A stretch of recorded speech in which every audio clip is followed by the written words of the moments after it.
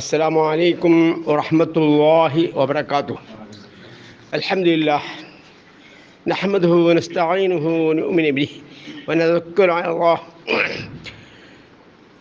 اللهم ربنا آتنا في الدنيا حسنة اتقوا الله عباد الله. സ്നേഹാദരണീയരായ സഹോദരന്മാരെ, ശബ്ദം ശ്രദ്ധിച്ചു കൊണ്ടിരിക്കുന്ന സദസ്സിൽ ഇല്ലാത്തവരുമായ സുഹൃത്തുക്കളെ, നമ്മയൊക്കെ സൃഷ്ടിച്ച് സംരക്ഷിച്ചു കൊണ്ടിരിക്കുന്ന ഏകനും ആരാധനയ്ക്ക് അർഹനും സർവനാമ ഗുണവിശേഷണങ്ങളുടെ ഉടമസ്ഥനുമായ പടച്ച തമ്പുരാൻ്റെ വിധിവിലക്കുകൾ ജീവിതത്തിൻ്റെ നാനാഭാഗങ്ങളെയും സൂക്ഷിച്ച് ജീവിക്കണമെന്ന് എന്നെയും നിങ്ങളെയും ഞാൻ ആദ്യമായി വസീയത്ത് ചെയ്യുന്നു. അങ്ങനെ സൂക്ഷിച്ച് ജീവിച്ച് മരിച്ച് നരകാഗ്നിയിൽ അകപ്പെടാതെ വിചാരം കൂടാതെ തന്നെ സ്വർഗത്തിൽ പ്രവേശിപ്പിക്കപ്പെടുന്ന സത്യവിശ്വാസികളുടെ കൂട്ടത്തിൽ അള്ളാഹു നമ്മെ എല്ലാവരെയും ഉൾപ്പെടുത്തി അനുഗ്രഹിക്കുമാറാകട്ടെ. ആമീൻ. അതിനായി വിശുദ്ധ ഖുർആനും അതിന് തഫ്സീറായ നബി സല്ലല്ലാഹു അലൈഹി വസല്ലമയുടെ ഹദീസുകളും പഠിച്ചെടുക്കുവാനും അള്ളാഹു നമ്മെ തൗഫീഖുമാറാകട്ടെ. ആമീൻ യാ റബ്ബൽ ആലമീൻ. അഊദു ബില്ലാഹി മിനശ് ശൈത്വാനിർ റജീം. ഇൻ കുല്ലുൻ ഇല്ലാ കദ്ദബ റുസല ഫഹഖ ഇഖാബ്.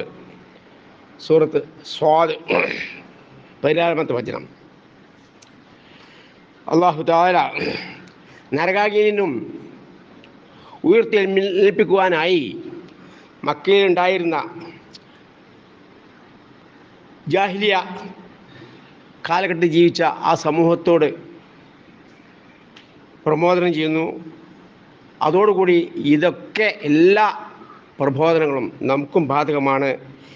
അവരോടാണല്ലോ എന്ന് കരുതി നമ്മളെന്ത് ചെയ്യാൻ പാടില്ല, അത് തള്ളാൻ പാടില്ല. നമുക്കും അത് ബാധിക്കുന്നുണ്ട് എന്നുള്ളതിലേക്കാണ് നിങ്ങളുടെ ശ്രദ്ധ ഞാൻ ക്ഷണിക്കുന്നത്. അല്ലാഹു തആല ഈ ആയത്തിന് മുമ്പുള്ള ആയത്തുകളിലൂടെയായി പറഞ്ഞു, കദ്ദബത ഖബലഹും ഖൗമു നൂഹ്.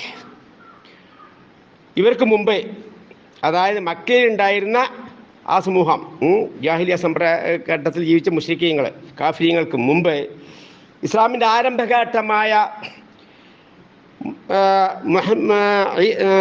ആദം നബി ഇസ്ലാം മുതൽ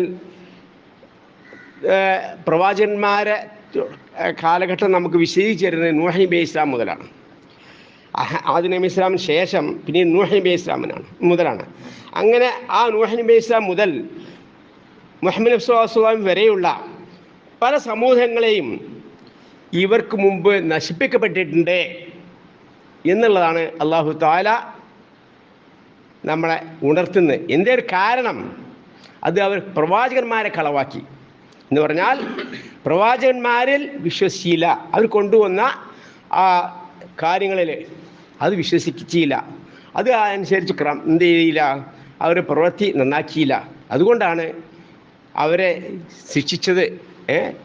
അവരെ ശിക്ഷ വാസ്തവമായി ശിക്ഷിച്ചത്. ഒരുപാട് സമൂഹത്തെ കൊലപ്പെടുത്തുകയുണ്ടായി, പാടെ നശിപ്പിക്കുകയുണ്ടായി. അക്കാര്യം ഖുർആൻ എടുത്ത് ആവർത്തിച്ച് ഉദ്ധരിക്കുന്നുണ്ട്. അപ്പോൾ നമുക്കൊരു താക്കീത്, അവർക്കും നമുക്കൊരു താക്കീത്. നിങ്ങളും അങ്ങനെ പ്രവർത്തിച്ചു കഴിഞ്ഞിട്ടുണ്ടെങ്കിൽ നിങ്ങളെയും അതേപോലെ ശിക്ഷയെ ഇറക്കി ശിക്ഷിക്കുവാൻ കഴിവുറ്റവനാണ് അല്ലാഹു തആല എന്നാണ് നാം മനസ്സിലാക്കേണ്ടത്. അപ്പോൾ പ്രവാചകന്മാരെ ആണ് നാം പിൻപറ്റേണ്ടത്.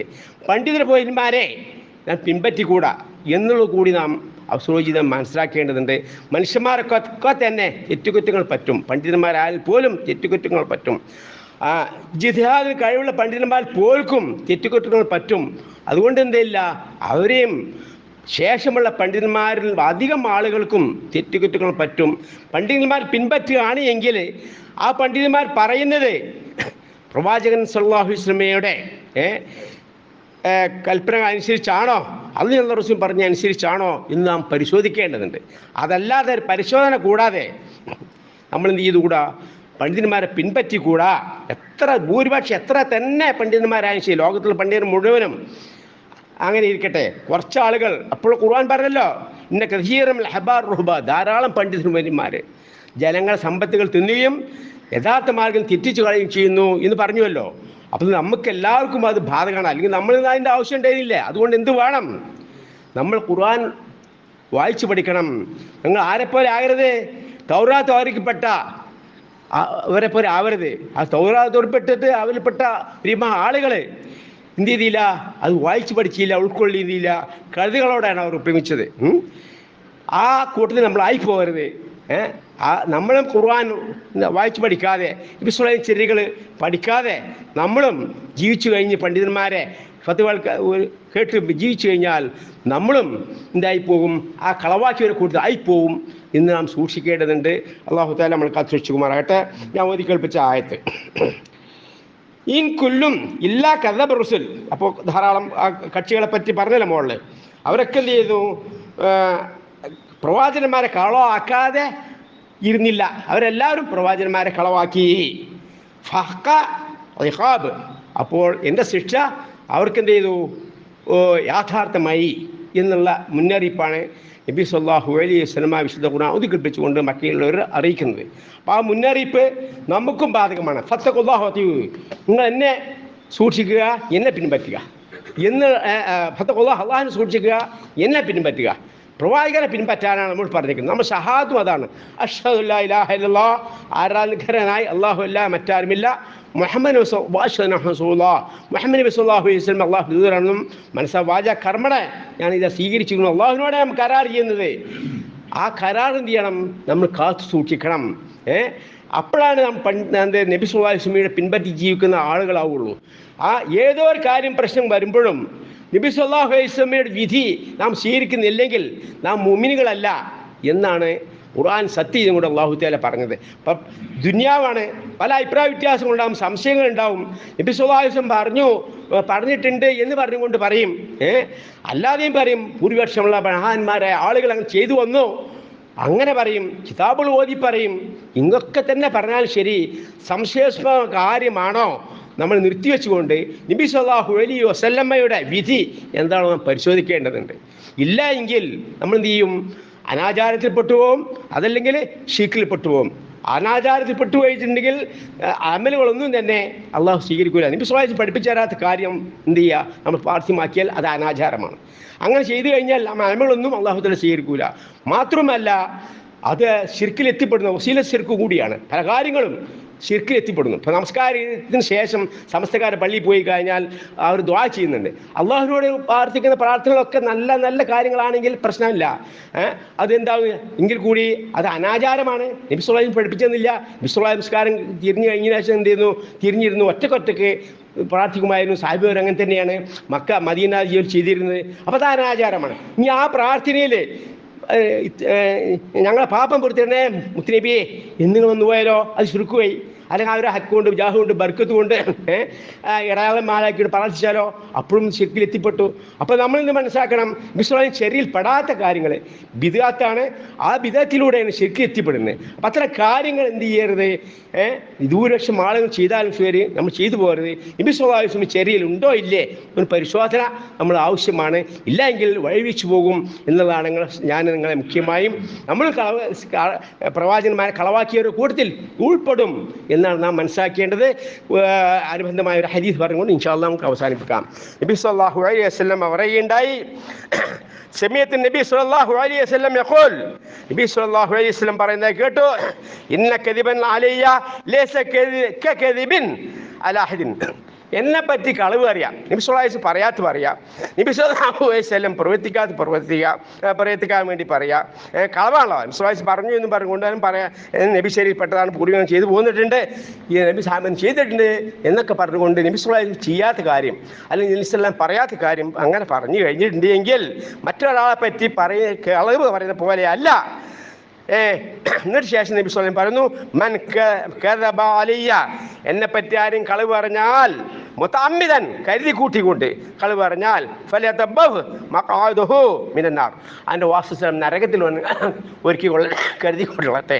ഉണ്ടാക്കുകയാണ് ചെയ്യുന്നത്. നരകത്തിൽ സ്ഥാനമാണ് ഉണ്ടാക്കിക്കൊണ്ടിരിക്കുന്നത്, അതാണ് ഏർപ്പെടുത്തിക്കൊണ്ടിരിക്കുന്നത് എന്നാണ് നബി സല്ലല്ലാഹു അലൈഹി വസല്ലമ നമുക്ക് പഠിപ്പിച്ചിരുന്നത്. അതുകൊണ്ട് തന്നെ എത്ര ആളുകൾ പറഞ്ഞാലും ശരി, എത്ര പണ്ഡിതകൾ പറഞ്ഞാലും ശരി, എത്ര കിതാബ് എഴുതി വെച്ചാലും ശരി, അത് നമുക്ക് ആരെങ്കിലും ഒരാൾ ആ ഹദീസ് സ്വഹീഹല്ല, അത് ലൈഫാണ്, അത് ഹസനാണ്, അത് ഗരീബാണ്, അങ്ങനെ ലൈഫായ സ്വഹീഹല്ല ഹദീസുകൾ 60ഓളം ഗണങ്ങളായി തിരിച്ചിട്ടുണ്ട്. നമുക്ക് ഗ്രന്ഥങ്ങൾ പരിശോധിച്ചു വേണ്ടി കാണാം.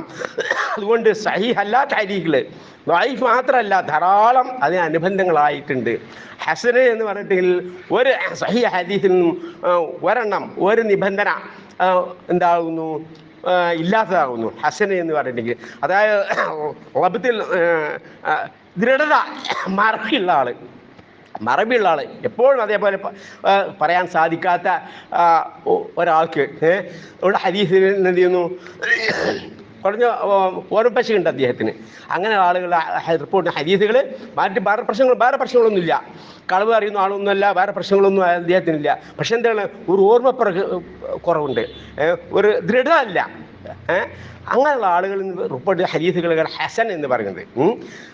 അതേപോലെ തന്നെ എഴുതി ഉണ്ടാക്കപ്പെട്ട മൗദൂ, ലൈഫ്, അതായത് സഹീഹ് അല്ലാത്ത ഏത് ഹദീസ്, ഗരീബ്, ഒറ്റപ്പെട്ട ഒരാൾ മാത്രമേ ഹദീസ് എന്ത് ലക്ഷക്കണക്കിന് സാഹിബിമാരുണ്ടായിട്ടും ഒരാൾ മാത്രമേ എന്ത് ചെയ്യുള്ളൂ അത് റിപ്പോർട്ട് ചെയ്യും. അതിന് ഗരീബ് പറയും.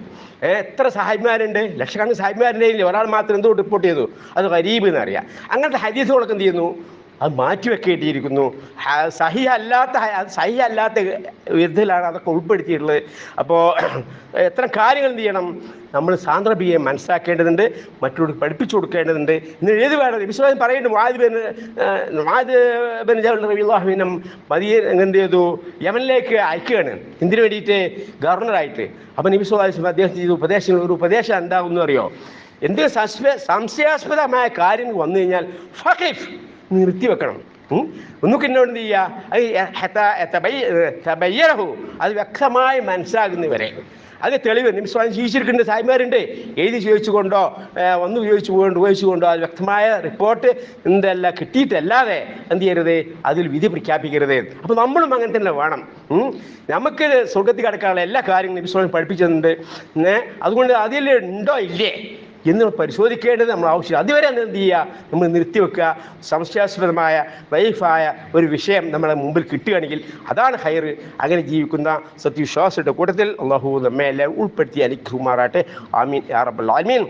സുബ്ഹാനക അല്ലാഹുമ്മ വബിഹംദിക അശ്ഹദു അല്ലാ ഇലാഹ ഇല്ല അൻത അസ്തഗ്ഫിറുക വഅതൂബു ഇലൈക്. വസ്സലാമു അലൈക്കും വറഹ്മത്തുള്ളാഹി.